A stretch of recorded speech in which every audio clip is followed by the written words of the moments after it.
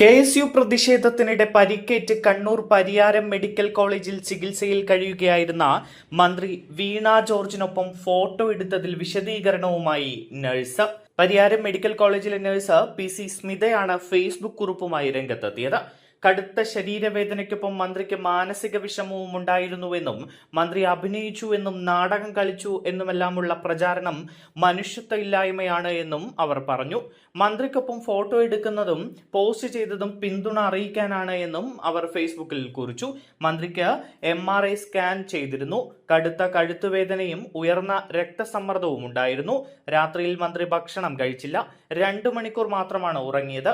കടുത്ത ശരീരവേദനയ്ക്കൊപ്പം മന്ത്രി മാനസികമായി ഏറെ വിഷമം അനുഭവിക്കുന്നുവെന്ന് തങ്ങൾക്ക് മനസ്സിലായി എന്നും സ്മിത പറയുന്നു. രാവിലെയും ഭക്ഷണം വേണ്ടെന്ന് പറഞ്ഞ മന്ത്രിയെ ഞങ്ങൾ നിർബന്ധിച്ച് ഒരു ഇഡലി കഴിപ്പിച്ചു. ആഹാരം കൊടുത്തതിന് ശേഷം കിടത്തുന്നതിന് മുൻപ് ICUവിലെ നഴ്സുമാരായ തങ്ങൾ ഒരു ഫോട്ടോ എടുത്തോട്ടെ എന്ന് മന്ത്രിയോട് ചോദിക്കുകയായിരുന്നു. മന്ത്രിയെ ചേർത്ത് പിടിച്ചുള്ള ഫോട്ടോ അങ്ങനെ എടുത്തതാണ്. തന്റെ ഉൾപ്പെടെ പിന്തുണ അറിയിക്കൽ കൂടിയാണ് ഇത്. മന്ത്രി എന്നതിനപ്പുറം സഹോദര തുല്യമായാണ് അവർ തങ്ങളോട് ഇടപെട്ടത്. അതുകൊണ്ടാണ് ഈ ഫോട്ടോ എടുത്തത്. മന്ത്രി അഭിനയിച്ചു, നാടകം കളിച്ചു എന്ന പ്രചാരണം മനുഷ്യത്വമില്ലായ്മയാണ്.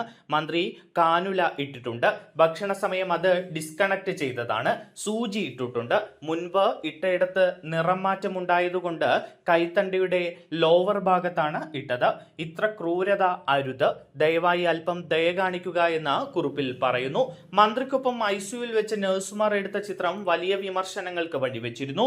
മന്ത്രി കയ്യിൽ ഒരു സൂചി പോലും വെക്കാതെയാണ് ആശുപത്രിയിൽ കഴിയുന്നത് എന്നടക്കമായിരുന്നു വിമർശനം.